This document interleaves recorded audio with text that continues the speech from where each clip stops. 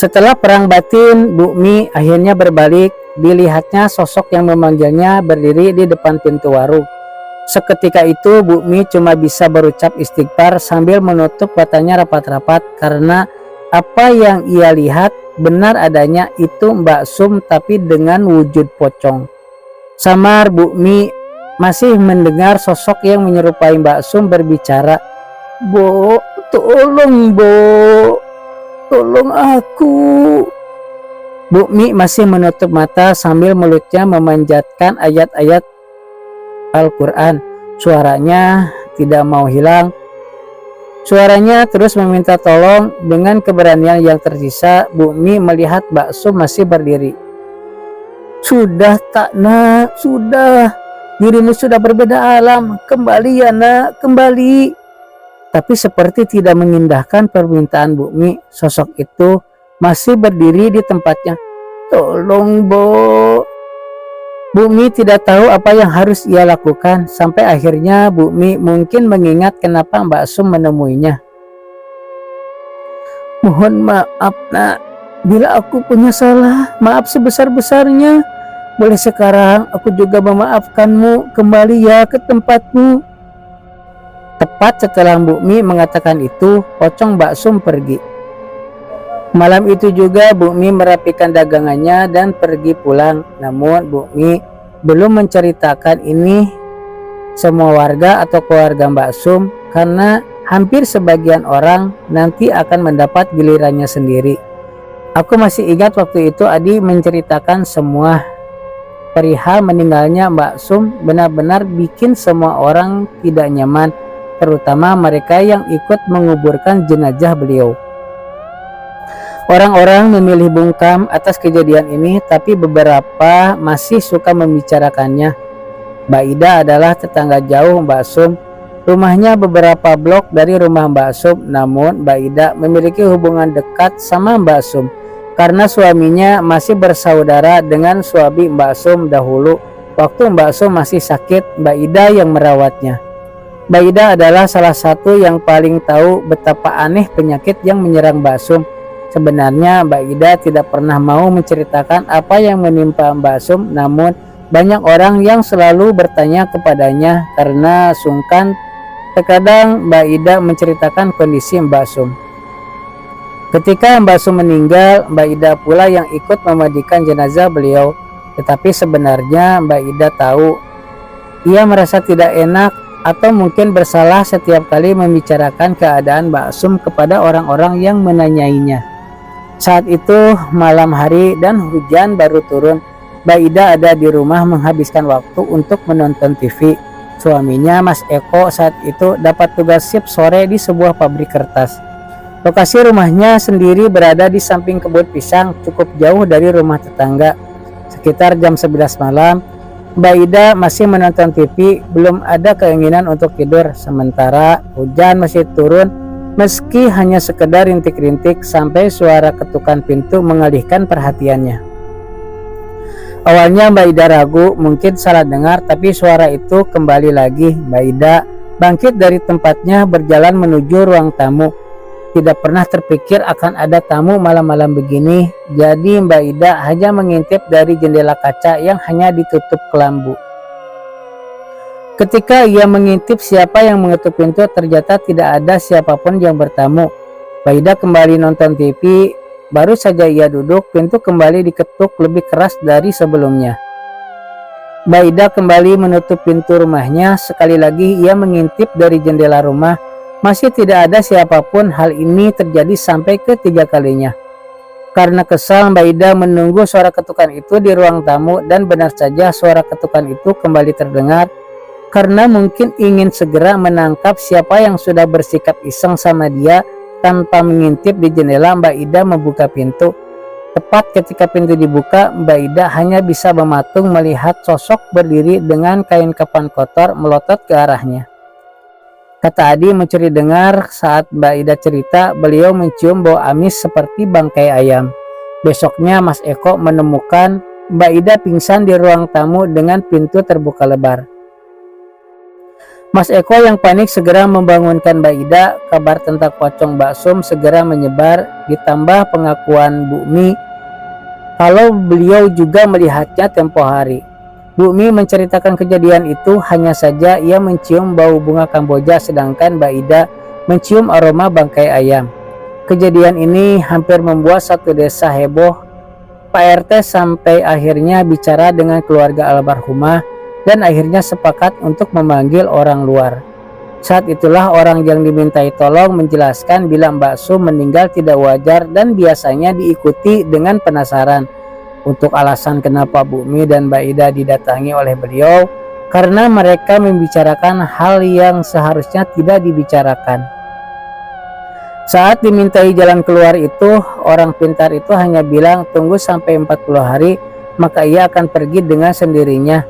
Untuk yang tahu keadaan beliau sebelum meninggal, lebih baik diam saja, tidak perlu diumbar atau diceritakan.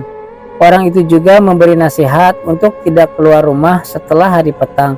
Di sini aku jadi tahu alasan Adi menyuruh aku pulang waktu itu. Aku juga jadi tahu kenapa Adi dan teman-temanku yang lain tak mau ngomong hal ini.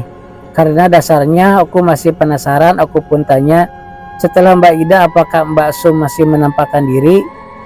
Adi cuma diam lama lalu dia bilang 40 hari desaku sudah kayak desa mati, dan karena hal ini gak boleh dibicarain. Ada tukang bakso yang apes waktu lewat desaku. Bicara tukang bakso, aku cuma ingat satu orang yang sering wirawiri ke desaku sama desa Adi, namanya Cak Mat. Pedagang bakso gerobak dorong, dan gerobaknya dicat pakai warna coklat, makanya orang-orang lebih kenal dengan nama bakso coklat. Adi mengiyakan jawabanku. Bakso coklat biasa berkeliling di desaku sekitar jam 5 sampai jam setengah 6, kemudian ia akan melewati desa Adi jam 6 lebih. Karena begitu mencekamnya keadaan saat itu, surau yang digunakan salat hanya dihadiri beberapa orang, itu pun yang rumahnya bersebelahan dengan surau. Bakso coklat lewat seperti biasanya dan tidak tahu apapun tentang apa yang terjadi di desa itu. Jam 6 sampai jam 7 jalanan sepi. Jadi beliau melewati desa Adi ke desa yang lebih jauh. Nah, entah apa yang dipikirin sama Cak Bat, karena biasanya ia tidak kembali ke desanya Adi, tapi melewati pabrik gula ke desa-desa tetangganya.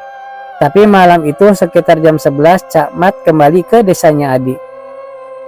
Mungkin beliau penasaran karena tidak biasanya desa itu sepi, sekaligus mungkin ia ingin menjajakan sisa dagangannya, barangkali saja nanti ada yang mau beli.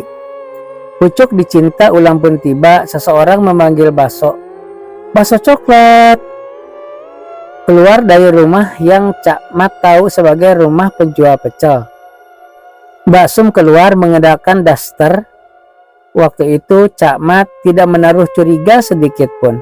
Beliau menerima mangkok yang dibawa Mbak Sum, basa-basi seperti penjual pada umumnya, namun tidak diindahkan oleh Mbak Sum. Mbak Sum hanya diam saja memperhatikan Cak Mat menjajakan dagangannya di atas mangkok. Yang diingat Cak Mat ketika cerita keesokan harinya adalah ia bertanya, "Mbak, tampaknya kamu sudah sehat ya?" Mbak Sum masih diam saja. Cak Mat masih belum curiga. Setelah selesai menjajakan pesanannya, Cak Mat berniat memberikan baksonya ke Mbak Sum. Tapi seperti disambar geledek, yang di depannya sudah bukan Mbak Sum lagi, tapi pocong yang wajahnya hitam pekat melotot ke arahnya. Cak Mat yang orangnya sudah tatak atau biasa melihat hal ganjil, awalnya takut sampai gemetar. Mangkok yang dia pegang jatuh mengenai kakinya. Rupanya mangkoknya juga berubah menjadi mangkok isi kembang yang biasa ada di pemakaman. Tapi setelah istighfar beberapa saat, kemudian Cakmat berani menatap pocong di depannya. Yang diingat Cakmat waktu itu pocong hitam yang menyerupai Mbak Sum waktu sakit dan meminta tolong sama beliau. Jadi Cakmat tahu kalau Mbak Sum sakit keras dan sempat menjenguk, tapi beliau tidak tahu kalau Mbak Sum meninggal setelah beberapa hari. Karena Cakmat pulang ke kampungnya, malam ini adalah malam pertama dia berjualan daging. "Mat, tolong Mat," pinta Mbak Sum, suaranya menderita. Cakmat yang takut bercampur prihatin hanya menatap pocong Mbak Sum dengan keberanian yang dipaksakan. Cakmat bertanya, "Ada apa toh Sum? Minta tolong apa?" "Tolong Mat, bukain tali pocongku." Cakmat saat itu hanya diam, bimbang antara mau membantu atau tidak, karena Cakmat pernah dengar ada yang membukakan tali pocong dan berakhir meninggal.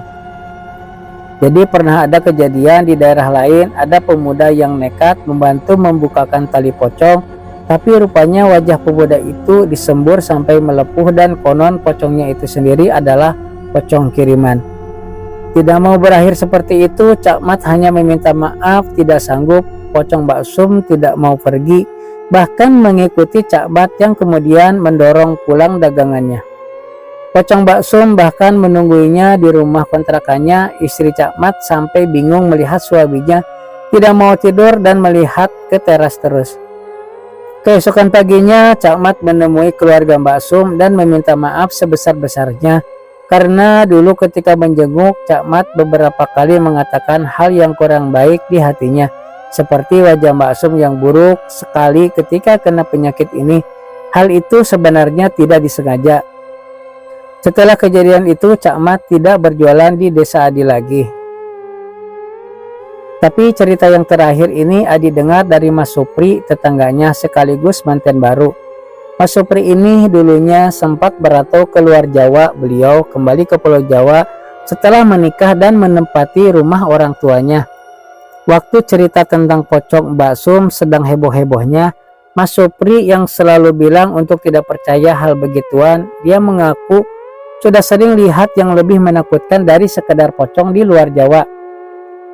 Tapi malam Jumat itu tidak akan pernah Mas Supri lupakan ketika beliau cerita ke Adi dan teman-temannya. Mas Supri seperti masih tak percaya dengan apa yang ia lihat. Waktu itu kamar mandi dan toilet jadi satu, tapi terpisah dengan rumah utama. Jadi kalau mau ke toilet harus keluar rumah dan jalan beberapa langkah untuk sampai. Tapi malam itu suasananya lain, lebih dingin, dan Mas Supri ingin buang air besar.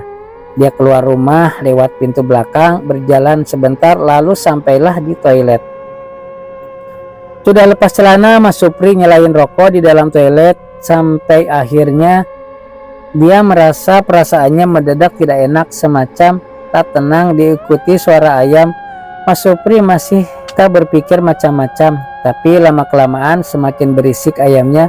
Belum selesai suara ayam, bau anyir langsung tercium. Sempat dia pikir asal baunya dari limbah buatannya, tapi baunya lain. Setelah selesai, ia bergegas keluar. Betapa kagetnya saat di luar toilet Mbak Sum berdiri menyambutnya.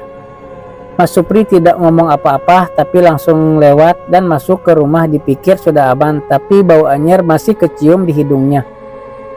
Pas sudah masuk kamar, Mas Supri naik ke ranjang. Istrinya sudah tertidur lelap, tapi bau itu belum juga hilang. Karena sudah tidak tahan, Mas Supri membangunkan istrinya. Istrinya yang bangun dan sedikit kesal kemudian bertanya, "Ada apa tuh Mas?" Mas Supri hanya bilang, "Dek, bacakan ayat kursi, ada Mbak Sum di sini."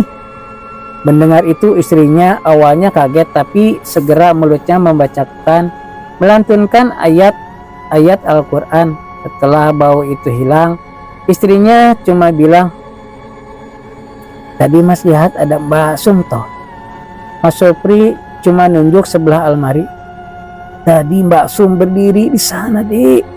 Adi kemudian mengatakan setelah 40 hari itu semua warga ramai mengadakan pengajian khusus di dekat pemakaman, dan setelah malam itu pocong yang menyerupai Mbak Sum sudah tidak terlihat atau menampakkan diri lagi. Tapi Adi masih diam. Setelah aku memaksa bicara, akhirnya mengatakan, katanya sempat masih ada yang lihat, tapi cuma di dekat pemakaman.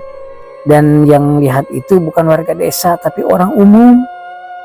Terlepas dari apa yang menimpa desa dan musibah keluarga Mbak Sum, tapi belum ada yang bisa memastikan apakah itu benar-benar Mbak Sum ataukah jin yang menyerupai Mbak Sum, karena pernah ada yang bicara kalau itu bukan Mbak Sum tapi jin usil yang kebetulan ingin menggoda.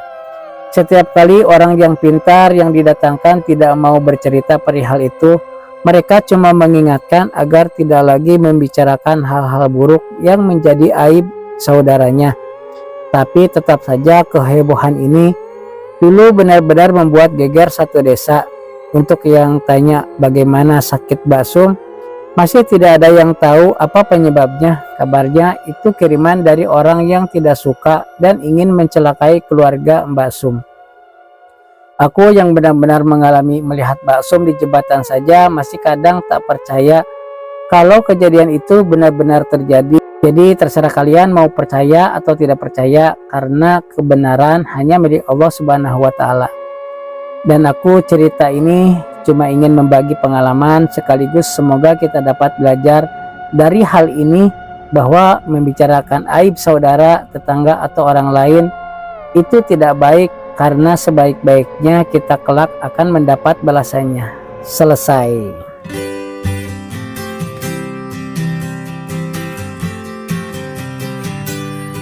Terima kasih atas segala dukungannya. Saya mohon maaf bila dalam penuturannya banyak ejaan-ejaan yang salah.